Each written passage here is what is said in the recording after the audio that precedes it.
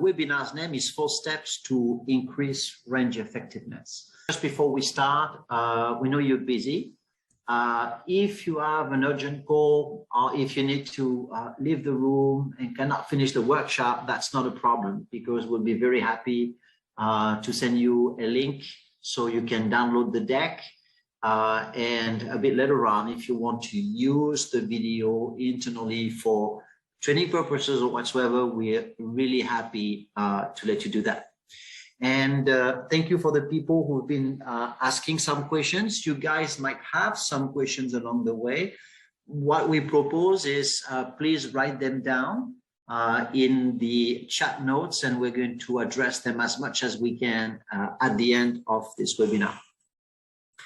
So maybe the first thing is to step back a little bit, and before we dive in, is to ask us, why is range effectiveness the first topic of this series of webinar we are organizing? Well, it's actually because things are changing. Market is difficult. And we had the year of COVID in Myanmar. There are even terrible additional events that make life for everybody very difficult. So it means that today, when we're thinking about our business, we are thinking, if we're thinking about growth, or we're thinking about maintaining as much as we can the existing business, we cannot count on expansion anymore. We cannot count on an increased purchasing power of the population. The only thing we can count on is working on the like-for-like progression of the business, fighting for every single SKU. So those difficult times have the effect of bringing us back to what is our really core work or core responsibility as a merchant. It's to do commerce.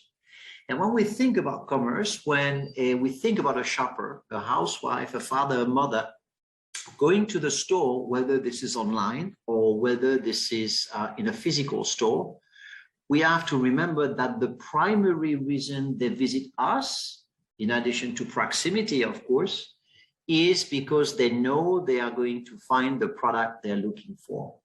And that core business, if we make a differentiation with promotion products, is where the heart of our brand loyalty, retailers' brand loyalty, a shopping experience is. That's also, in financial terms, the biggest share of our sales, and that's also the biggest share of our profitability. So, which is why the range has become much more important all over the markets we are not all over the world, but from Saudi Arabia to Kenya to UAE to the Philippines, everyone is facing at different level the same type of challenges. So what you guys have noticed is that because of this reduced purchasing power, retailers are adapting their assortment, they are adapting their range so they can meet what really the customer wants. So it brings us back, suppliers and retailers together, in a collaborative approach to think about the fact that range is our common foundation for success. The second point is, when we were talking about collaboration, that's really about partnership here. So for all our friends here who are working for manufacturers and distributors, it's maybe also an opportunity to think about, okay, what is the retailer doing? Those guys are managing thousands of products and they need help. They need your intelligence. They need your study, your research, your analysis. So when you guys sit down together, because you have the same set of data, you can already propose some strategies that are not only going to support your brand, but essentially also support the category of your retailer, whatever the sales channel it is. So range, this is where our common efforts are joining hands to satisfy shopper between retailer and the manufacturer. Now, the thing which happens also very naturally, and you have experienced it yourself in your relationship with C-Material, is that from the moment you are supporting the retailer growth, well, of course, the retailer is going to pay more attention to you. He's going to pay more attention to your brand. He's going to listen more carefully to your suggestions, because progressively, since there is a common effort to support the category through your brand, you're going to have more support. And at the end of the day, if we have that things of stronger collaboration taking place, well, the ROI for you, suppliers, manufacturers, distributors, is going to be bigger, because it means that most of the product that will be finally selected, activated, sometimes promoted, distributed, will be delivering more sales per square feet. So if we don't do that, that's not going to happen. So which is why the range, remember the fundamentals, 90 to 80% of your sales, 80 to 95% of your profit is coming from range. So the more you're efficient and effective your range are, the more the categories of the retailer are effective, the more everybody wins. So that's really a win-win growth. And those are the 5 reasons why we have selected range effectiveness as the first of our webinar. What do we want to achieve during this webinar? There are 3 things we want to achieve. The first one is we want to know how to measure range effectiveness. Not a golden absolute way of looking at range effectiveness, but at least if we can agree on one simple that everybody can calculate and measure, that would be a great success. The second thing that we want to look together is how can we increase that range effectiveness? And we will see that there are a set of simple tactics that increase it. And then very important is that if as a manufacturer, as a distributor, I'm spending time to build a range strategy that is going to increase my brand's effectiveness, I need to know how can I sell it to the retailer so I have more chances for them to say yes. And we will see how we can do this, again, with that spirit of collaboration, which is really critical now more than ever. So to do this, we are going to go through 4 simple steps. First, we are going to look at definitions. Make sure we have the same understanding, we're building the same language. Once we've done that, we're going to shift gears and we are going to look at what are the risks and opportunities for me, for my brand, if I am not following up closely my brand effectiveness. And what also are the potential gain that I might be able to capture with the retailer if I can increase my range effectiveness. Then we're going to look at those 4 steps. And once we have looked at those 4 steps, the final one is how can I present my range strategy in a compelling way? So if it's okay with everybody, let's get started. First one is let's talk about definition. So what we call range effectiveness, it's actually a simple measurement that can tell us how much is the return on shelf space or return on website space or return on mobile app space for the retailer. This is, as you know, very important because the retailer has one part of his activity is to optimize its property, to make sure there is traffic, to make sure that the traffic generates sales and shoppers can find the right product. So how do we measure this brand effectiveness? We measure it by comparing 2 ratios. The first ratio we are looking at is in my brand, if I count all the SKUs of my brand, to see how many % of the total category my brand represents. So it means, for example, imagine that there is 100 items in a category. I have 6 items in that category. Then my share of the assortment is 6%. The second component we are comparing it with is what we call the brand share of sales. So that's your market share. It means that out of the total sales of this category, sales to the shopper, how many % the sales of my brand represent in the category. So if the total sales is 100,000 shot and I'm selling for 10,000 shot, then my share of sales would be 10%. So this one is important because you will see visually how this is impacting the business. Here you have 2 graphs, and that's a bit weird, but I'm going to ask you first to focus on the graph on your right. And us, manufacturers, distributors, the first thing we need to do, like any sales guy selling to any client, we need to understand how things are being perceived and experienced and seen by our client. So the first thing we want to do is we want to look at how the category we're working on, and of course we have to do this channel by channel, how is the retailer managing it? So in this example, you see that you have two colors on the left. We are looking at the beverage category, and that imaginary retailer is having 5 subcategories in this one. He's having carbonated drinks, energy drinks, sports drinks, tea, and coffee. Now on the blue color, this represents the share of sales of that subcategory. So I can see that carbonated drinks is almost 50%, energy drink is 27.3%, sport drinks is 13%, and so on. Now I look at the orange color, and the orange color represents the percent of assortment out of the total category that there is in this subcategory. So in our imaginary retailer, we can see that 55.7% of the assortment is in carbonated drink. 17.7% of the assortment is in energy drink. So when I look at this, how do I look at the effectiveness of that range? Well, it's very simple. If the blue is bigger than the orange, it means that the share of sales is bigger than the share of assortment. It means that the subcategory is very effective. So if we make a very simple exercise, let's say we're looking at this imaginary retailer, and we're going to see that, okay, the most effective subcategory in that channel is energy drink. I can see that 17.7% of the assortment can generate 27.3% of sales.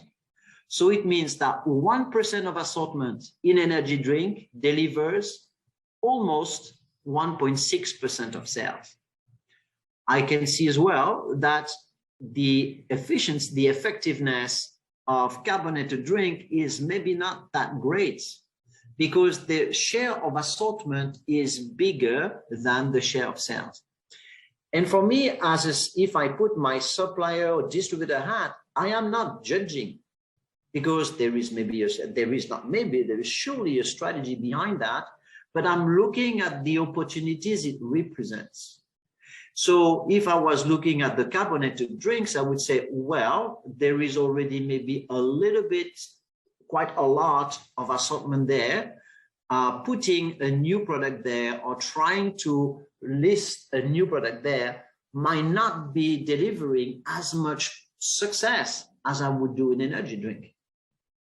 At the same time, I could also say, well, the coffee drinks, they are not that many SKU, it's true. It's almost on par, maybe an opportunity there, maybe an opportunity in tea.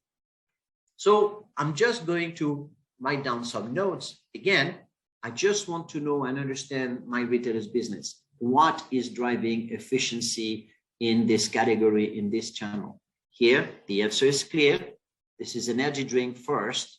And then the second one maybe would be tea, right? They are really the effectiveness driver. That's how the retailer is measuring his own effectiveness. I want to understand how they work. I want to understand how they think. I want to understand how they take decisions so I can support their strategy. Now I'm looking at the brand perspective. In the same category, I want to understand what's the dynamic. Where am I? Where are my competitors? So here we apply exactly the same calculation principle. In blue, I have the share of sales. In orange, I have the share of assortment. So here in that example we built, we can see that Mali is very effective, because with 9.4% of the assortment, they do 33% of the sales. So it means 1% of Mali assortment is delivering 3% of sales. Wow, that's huge. We can see that Marigold also is very effective. We can see that Gaia is also effective. Marigold, as you can see, is 1% of, sorry, 1% of assortment delivers 2% of sales. When I look at Gaia, is also very good. And maybe I can see that Shaba might not be delivering the results that the retailer expects. Maybe there is a little bit too much SKUs. So from a brand perspective, when I look at this, I'm going to think that, wow, there is a clear leadership of efficiency. If I'm the money guy, I'm super happy. But I'm also going to look at the fact that maybe it would be worth adding one more brand. If I am the Marigold guy, I'm going to think about maybe there is some opportunities for me to propose one or two products because I'm still very, very effective. If I am the Shaba guy, as we will see, well, I know I'm not in a very, very strong position because I have the biggest number of SKU, 11.8%, and I'm not performing as well as the other. So this is how we define range effectiveness. We're not judging. We are trying to understand what's happening at the retailer side. How is the dynamic of the subcat? And we're also trying to understand how this is happening at my brand level. So I can see who was driving effectiveness and who was not. And of course, again, I want to do that by channel because some of the questions you ask is, you're right. The dynamic is not the same by channel. So I need to do that homework. Now let's look a little bit. Now we understand what's range effectiveness. We understand how to measure it. Let's look at what are the risks and the opportunities for taking care or not taking care of my range effectiveness. Let me take some water first. The fact of having a brand which is globally not effective are pretty big. The thing is, if the brand is not effective, the retailer, whoever retailer, any retailer is going to look into it and say, guys, there are too many SKUs in your brands compared to the sales it generates. So it means that some items might be deleted. Some items might have their distribution reduced. Some items might have their brand visibility reduced. So all this is going to have a negative impact on my sales. It's going to have a negative impact on my market share. And the retailer is going to lose interest because, well, the effect is really not there. There is no actions to improve it. There's no action to accelerate it. So maybe I used to be one of his favorite supplier in that category. I might not be in the future. Now, on the other hand, the opportunities of working on my range effectiveness. And here, I'm really speaking about working. It means that not everybody can be the number one. There is always a number one. There is always a number two. Second thing that I really want to insist on when I say working is that this is not dependent on the size of your business. This is dependent on how effective your business is. So if I really work hard to improve that brand effectiveness, what's going to happen? Well, maybe the existing distribution of my product is maintained. I can maybe even see it increased. Because I'm highly efficient, it means that the retailer will understand the importance of that brand because shoppers like them, because shoppers like their SKUs, and they're going to make sure that they can sell more. They can answer more customers. So maybe my visibility is going to be a little improved. And because the sales are going to be steadier than others, they're also going to make more efforts to make sure that the product's available. All these things happening are going to result in potential gain. My sales are going to grow. My market share is going to be maintained or grow. And maybe even if I'm really working that very hard, I might even be proposed, if I'm willing to become a category captain or a category influencer. So this is important to look at this because those are some of the things sometimes because we're busy every day, because we have to firefight every day, that we don't always spend the time we would like to spend on measuring our effectiveness. Now, if we think about the process itself, what are those 4 steps? Actually, they are not rocket science at all. is going to go through a very classical strategic analysis process, simplified. The first thing is we want to assess. And you will see that once we assess where we are, we already feel what are the risks and the opportunities. The thing that we will be willing to do then is to identify the risks and opportunities SKU by SKU, channel by channel. A risk for me has a negative impact for the retailers as well, because if my sales drop, their sales drop. An opportunity for growth, if it contributes to the category strategy, is also an opportunity for the retailer. So it's always this identification at the SKU level, channel by channel, always to be developed in that collaboration spirit. Then once I have identified my risk and opportunities, what I would be willing to do is to identify the actions that I will suggest to the retailer to do in order to improve that range effectiveness. And we're going to look at what are those actions. Once I have built my strategy, then I need to go to do my sales pitch. I need to say, hey, here are some of the things that I found. Here are some of the opportunities that I see. Here are some of the risks that I identify. This is the actions that I'm proposing, and this is going to be the impact we're planning to achieve for our brand and your category. So it's important to think about that last step of sales, because if I do the whole work and I'm not presenting it in a compelling way, well, the retailer is very busy. He's managing hundreds of brands. Why should he listen to me more than any other?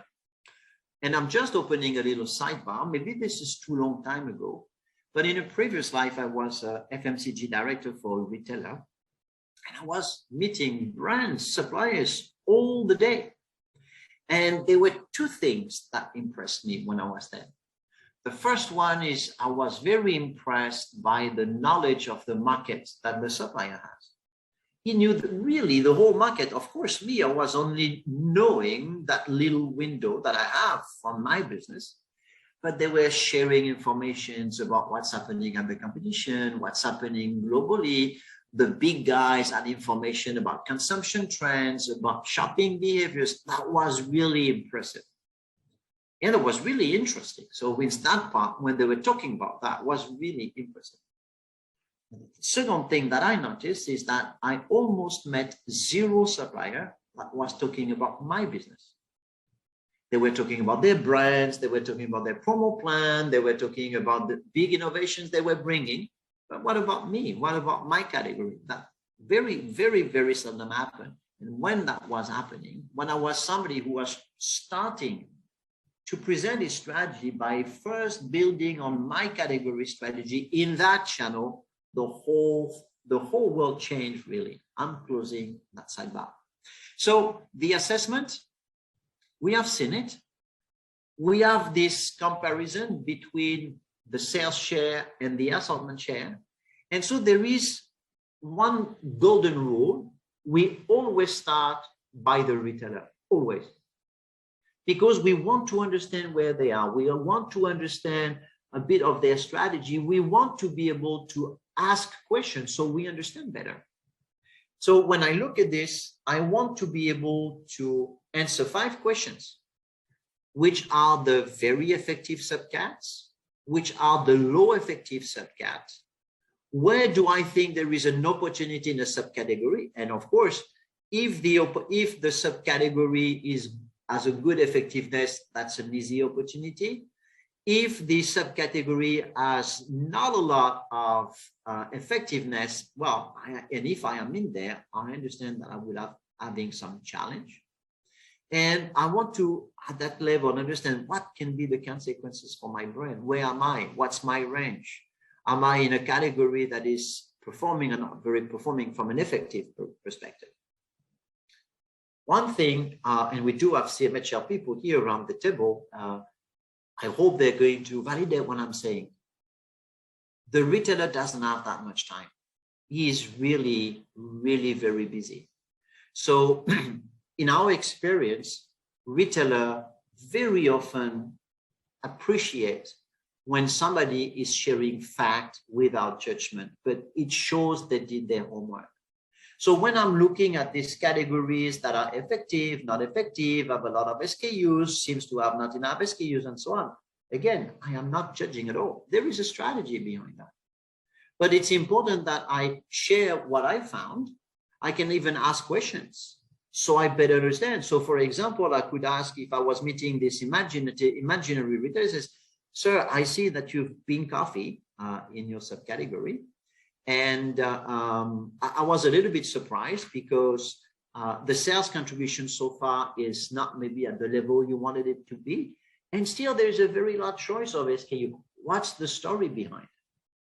Maybe because maybe they have decided that this category is a destination category, and it's very important for some of their clients to have that large choice of bean coffee, right? Or maybe this is something else, or maybe they did not notice. But the fact of sharing your homework is always something positive. Once again, it's the first step of collaboration. So when I've looked at the retailer and then going to look at my own brand. So here we imagine 4 imaginary brand in our imaginary retailer. And the same thing, I want to be able to answer some questions. First is, what's my effectiveness? Am I in a positive situation or am I in a not that positive situation? Then I want to compare myself with my competition, because you remember the share of a retailer, even online, are not unlimited. So if I want to push, accelerate, create new products and so on, I need to know who I can potentially steal that business from. Then I'm going to look at, I want to be able to identify what are the opportunities that I have. And then I also want to see what are the risks that I face. So by looking at this, I'm also going to do something else, which is anticipate how the retailer is looking at my brand. Is he looking by a level of happiness and satisfaction? Or is he going to look at how that brand is a little bit troublesome and there's a few things that I have to tell them because they're taking too much space? So here, this assessment tells me, if I summarize, is going to give me basically 4 scenarios. The scenario depends on my brand is effective or is not effective. It means my share of sales is bigger than my share of SKUs, or the opposite. And then these 4 scenarios are going to depend not only on my brand effectiveness, but also on the retailer effectiveness. So it means I have focuses. My brand is effective and the subcat is effective. My brand is effective, but the subcat is not effective.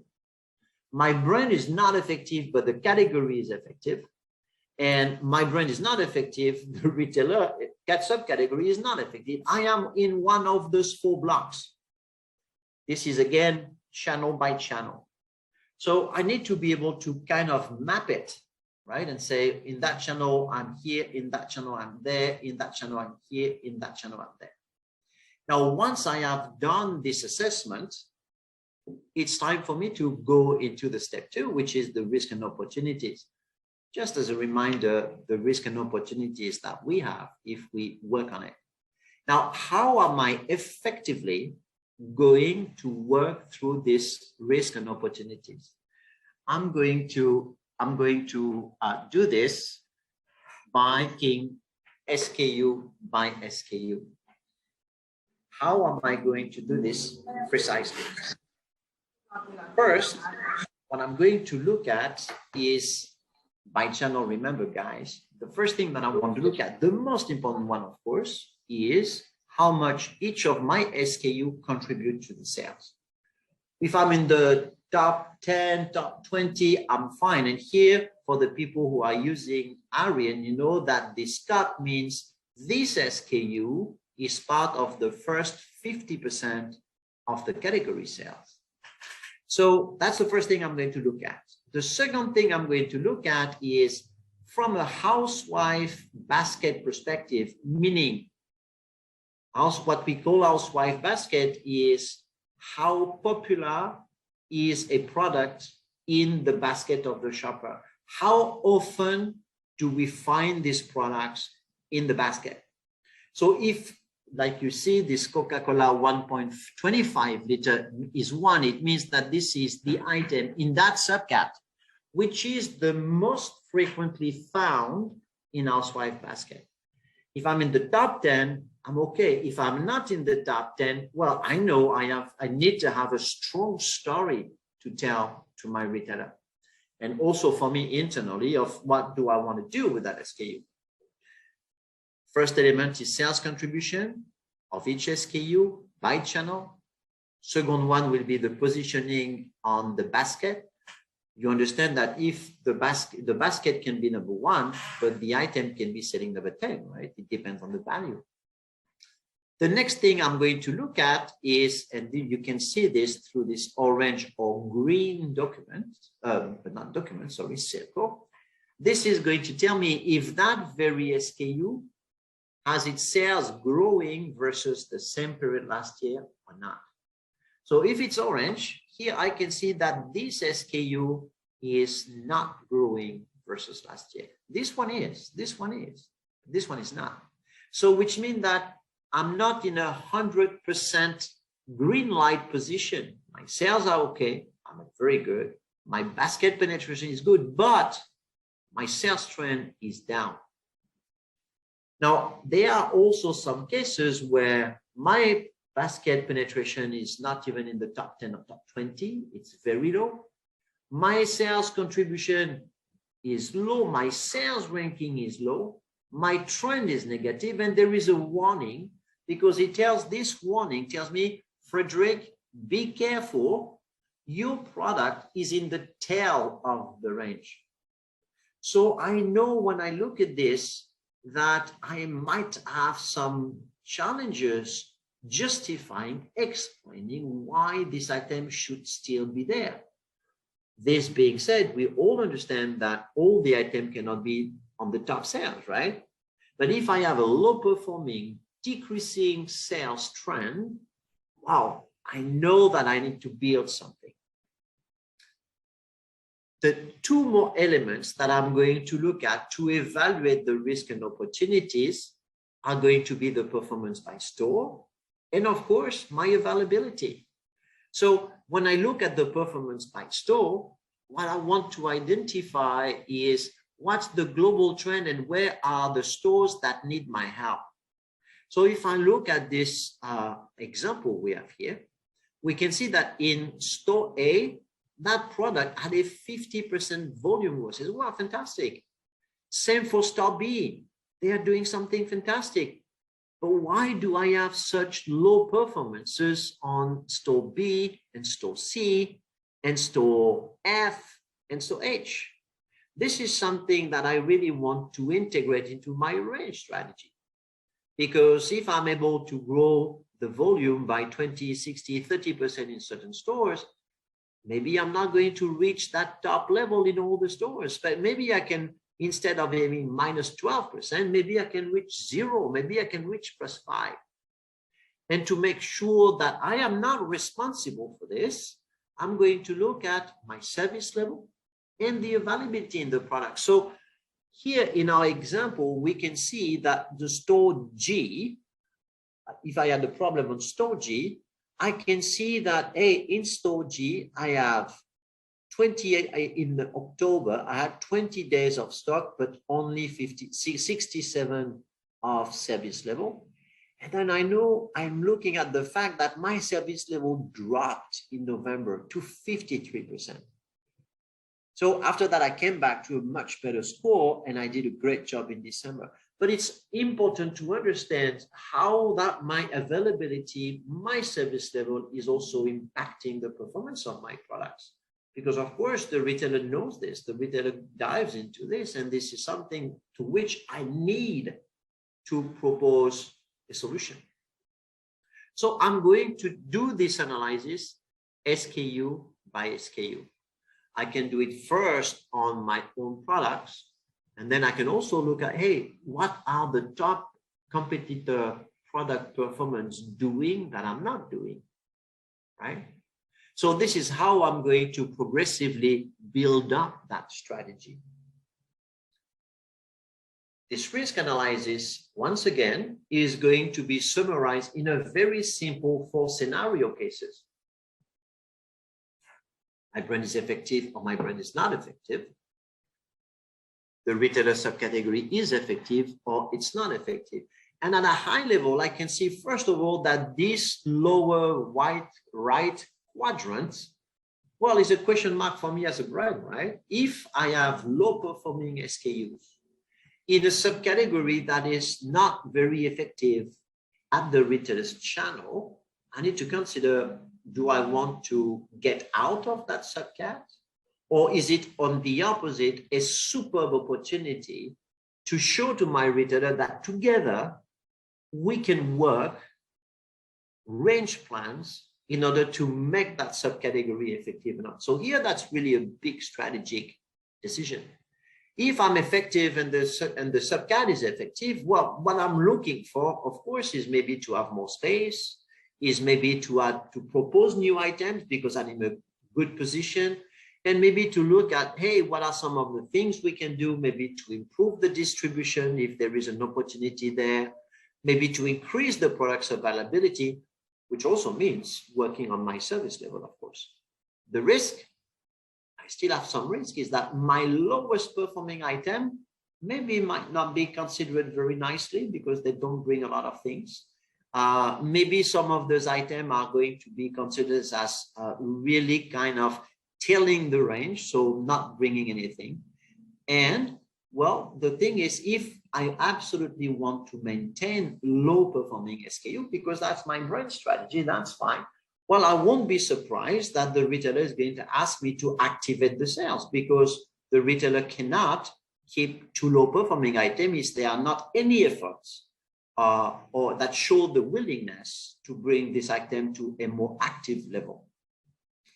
If my brand is not effective, the category of the retailer is effective, well, the thing is, I need to make sure that I can maintain the assortment that I have, but I know that I most probably will be asked to reduce my range to focus on the most sellable, the most sell-efficient item. Here again, I might also be suggested that the distribution has to be reduced and only be maintained in the clusters where the sales are the best performing. Most probably also there is a chance that the retailer asks me to say, well, you want to stay, you want to maintain your range, fine, but show me that you're really willing to activate. And it will be very fair from them to ask you to do some promotion or some events in the store. They might also say, well, that, you did some promotion efforts, it increased a little bit, still not there, so I don't want to be too tough. So what I'm going to do is I will keep your item, but I'm going to reduce the space, or I'm going to change its position. That also would be fair. If my brand is effective and the retailer subcat is not effective, again, I have the same opportunities as above. And here again, it's maybe an opportunity to position myself as a strategic partner for the retailer. You look, Mr. Retailer, look at this subcategory in that channel. It's not that efficient yet. And I am convinced that together we can bring this subcategory to a new level. So I also have to consider this opportunity, but maybe the retailer doesn't see the benefits of this subcategory. So he's maybe going to say, well, I understand, you're right, my subcategory is not really effective. Actually, that subcategory for us in that channel is not that strategic. So I much prefer you invest and activate sales in other channels. So I need to know this. I've been doing my analysis SKUs by SKUs.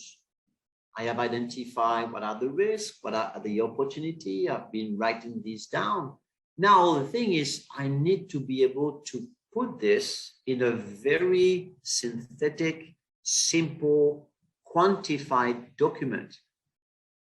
I don't have a lot of time. The retailer has even less time.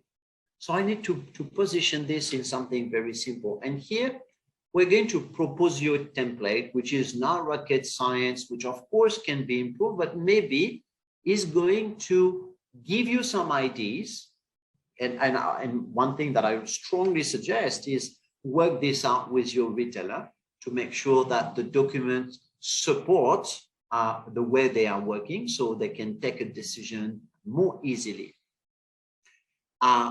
Building my strategy, what I'm going to do is I'm going to do a very simple 4 steps approach. I'm going to gather my findings. So you remember this very simple matrix, effective, not effective, my brand's effective, not effective. I'm going to position this by channel, writing some notes. Very simple. What I know now is that what are the actions that I, as a brand, can suggest to the retailer to take? Because I can only suggest, right? So my job is to be influential with extremely good reasoning and numbers. I can propose to delete an item. Well, you know, sir, you know, ma'am, this item is at the end of its life cycle. So we are actually going to remove it from the market. So I'm informing you, we want to delete. Maybe also because I realized that this item is maybe not fit for that retailer shopping profiles. That's possible. I can, of course, suggest to add new products. Here again, I need to have a story, the efficiency of my brand, my understanding of the subcategory efficiency, plus of course its growth are going to be very strong elements. I can suggest to promote or activate one way or another the products. I can suggest to change the existing distribution ratio percentage. It means I can enlarge it, I can reduce it, and I can also propose potentially some move on the shelf, which is I think the last thing to do, because the shelf management is something that the retailer is spending a lot of efforts in. But I could maybe suggest, why don't we do this? Why don't we try that for a certain moment? So I know basically there are 5 actions. Now, for each of the actions that I'm going to select, for each SKU in each channel, I need to be able to measure the impact on sales, the impact on distribution, the impact on inventory, and if I'm daring to propose something on space, the impact on space. How can I measure this? You guys have access to the data, so you know that you have the average sales of SKU per day per store. So when you look at the timing that you want this to implement, you can agree on targets with the retailer. And the benefit of the target is that if it doesn't work, we can measure it. We can measure it easily. And then, of course, I'm going to solve this action in a way that it's easy to understand and it's easy to take action. So how am I going to do this in 2 pages? The first page, you remember, is the findings that I have with this 4 quadrants matrix, the 4 case scenario. Then the thing we're proposing at this stage is to have something like this. So what you can see here is on the left, we are listing the key actions that are available that you're going to suggest. You can select to promote item, to increase or decrease the distribution, items that you can propose to delete, and items you can propose to launch. Then you have the SKU code, you have the description, you have the brand, you have the period of the time where you propose your action plan. You have the detail of the channel, you have the detail of the subcategory, and here you are going to start quantifying what is the impact on sales that you are expecting.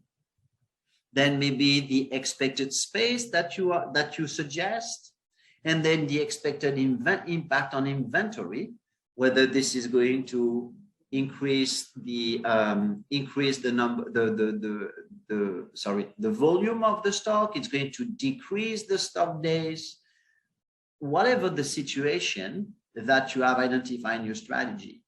And of course, you are going to finish by the reason. Why do we do this? So if I was reading the first item, I would say, Mr. Retailer, I would like to propose you some promotion to activate the sales of our shampoo 400 ml. You've seen it's not, you've seen that actually in the Express channel, our brand is not, could be more effective. So we've been in the past, for the production and supply reasons that you know, underperforming. So this is why we'd like to propose you this. We also would like to propose you to increase the distribution of our choco bar. It's a top selling item. You've seen together that in the range, it's among the top 3 contribution SKUs. You've seen that also it is positioned in the basket housewife ranking number 9. And today we are in 70% of your stores. We are estimating, taking the average sales per branch per month, that by enlarging the distribution of choco bar, we can increase the sales by 900. There's also some items, so we would like to delete. Strawberry mousse is one of them.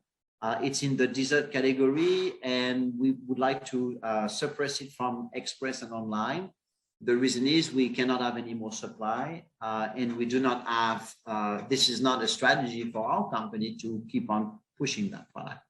So I can move on and go on and go on and tell you every single line, which is not the objective. But here, if I am a retailer, I'm having a very concise set of information that is, I like this analysis, or I don't like this analysis. Oh, Frederick, I would like you to add the category sales growth because I don't know all the growth by heart. So you can help me take my decision. And like this, maybe on the spot, maybe a few days after, the retailer can come back and say, well, on your proposal, I'm agreeing on this, I'm agreeing on that. I do not agree on this one. And I've also been doing some homework. I also would like you to do that. So it means from an analysis perspective, we have been able to assess the risk, go down item by item, build a strategy, quantify that strategy, and give the reasons why we are proposing this. At the end, what is interesting is that the reader is going to look at, okay, what's my total sales gain there in your plan? What's my inventory gain in your plan? Okay, why not? Let's try. Let's give it a try for 3 months. So it completely changed the discussion. It make it really a collaborative discussion on the range. So you are going to tell your story exactly the way I said it, and to help you guys, for some of you who are maybe new in the business, help you remember how to say this, we have just written down this very simple 5-step speech or presentation with two documents, 2 slides that you can just copy paste right from the website. First is I always start by the retailer. This is what I understand is going on in this category. Do I have a good understanding? Is there anything you'd like to add that maybe I didn't capture? Then I'm switching gears and I say, okay, now let's look at the brand. And I start talking about me only now. I share my analysis of risk and opportunities, the one that I did SKU by SKUs. And then I'm presenting my ideas into that very simple document, tip sheet that I show you. It says, those are the ideas that I propose. This is the impact that I have estimated and which are going to happen if we make this happen. And these are the dates where I would suggest that we propose. When and how would you like to proceed? So this is the last slide of that workshop. As you can see, it's not that difficult. This is the 3rd workshop. We did it for our colleagues in UAE and also in the Philippines. And one of the questions that was coming very often was, all right, okay, it's interesting, it's back to basics and so on. How often should we do this? And I think everybody asked that question, if I remember well. And the answer was, how often does your retailer want you to do it? And this is something that you guys need to agree upon, because the retailer also has his own range review frequency and planning. So Next time you meet with your category manager, ask them, right? Because if it's too long, it's maybe a bit too long. If it's too often, we don't have even the time to measure. Just to wrap up, 4 steps. I assess, I identify risk and opportunities for me, for the retailer. I build my range strategy. I gather that range strategy in a simple document, and I explain to the retailer, starting with the retailer, that's what I see, that's how it's happening, and what I understand is happening. Please tell me more if I'm wrong. This is what I see happening in the brands. That's what I see happening in my SKUs. Those are the corrective actions that I suggest we take together to grow the business. We've been talking about 9 key metrics in this webinar.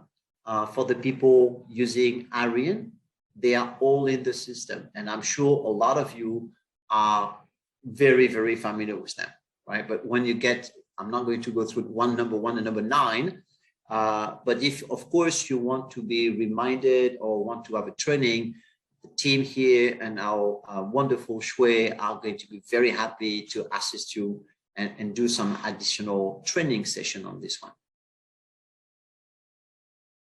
So there was some of the questions that you guys sent. So there was a question concerning, is it a strategy to improve assortment? And is there something linked to the negotiation strategy? So that's absolutely irrelevant. I mean, that's totally independent from the negotiation strategy. I think here the key discussion is about how can we, you and I, retailer and manufacturer, take the best decision to make sure that our sales grow in every single channel. So if there is negotiation, if there is no negotiation, I don't know. That's not up to us. That's really up to how do you see things evolving. The most important thing in this workshop is to see that you as a manufacturer and as a distributor can contribute to the success of the category of the retailer by doing some homework. It's not about nego, right? There was another question about, please touch on the challenges with FMCG business that FMCG businesses are facing in this period of difficult time. How should the retailer plan to navigate through those difficulties, which results in consumer limited purchasing power? So it's an interesting question because in a way I cannot answer, or we cannot answer what the retailer should do, because every retailer has his own strategy corresponding to his vision, corresponding to its format. Now, what I can share, what I was actually touching a little bit at the beginning of this workshop, is that in general, the retailers we have seen, they are trying to optimize their assortment. They are trying to rationalize it. Why should they keep on their shelf products that do not sell? And actually, that's also true for manufacturers. Why should I, and distributors, why should I ship products that are going to slip on the shelf, not being purchased, and I'm going to face the risk of having a return, a double logistic cost, and after that, I don't even know what I'm going to do with this product. So I think the rationalization approach, which means trying to find the best compromise between the core of the assortment I want to offer and a limited breadth, so my shoppers still have choice. But what we have seen in many markets is that a lot of categories have been changing inside. It's a little bit like if I take a very, very obvious, maybe 2 obvious comparisons. 3 years ago, it was the beginning of the master boom in many countries about internet e-commerce. And the first categories that were highly impacted, and it's not true only in Thailand, it's true in really, really a lot of countries, have been electronics, and then cosmetics, and then commodities in bulk. So from that moment on, it means that, and I'm thinking about the example of Tesco Lotus, which is, I'm sure most of you have been visiting it. What did they do? Or Big C, for example, for the matter. What did they do? They reduced the assortment of electronics, keep it to the very essentials, because there is a notion of convenience, which is there. So a few TVs, a few telephones, not the big brands, and a few accessories, cables, plugs, and a few small white appliances that we all need, like a kettle, some kettles, some irons. But the space has been reduced so much that actually they use the unused space to do something else. So I think it's I would say, a common sense. Now, what is exactly the right sizing of the rationalization? How deep can we go? Where to focusing on the top selling item, and what is the minimum breadth of choice? That is something to work out with the retailer, because he owns the strategy. So that's for them to decide. There was another question asking this. Due to Myanmar economic crisis, all the prices are increasing. Yes. What channel should we do branding and promotion? It's a very good question. And here again, maybe you are going to think that I'm avoiding the right answers, but I think there is no right answer. I think the answer is, or one of the, not the answer, but one of the answer I would like to invite you to think is, at the end of the day, when I'm doing a branding or promotion effort, I'm doing it because I want to increase exposure. I want to increase my basket. I want maybe to have some customers switching from one brand to another. And I want to generate traffic inside the category where I'm in. So here again, I think it's a question of collaboration, of how do you look at this and discuss about this with your retailer? Because it might be true. One option, say for example, hey, let's go online, let's put everything online. It might be true for certain of your products, might not be true for certain of your products. I'll take a very, very simple example. Imagine that I'm an auto manufacturer. I might sit down with my buyer and says, well, I really like to invest on bulk, large pack of noodles online, because that is something which is not fun to buy. People consume a lot.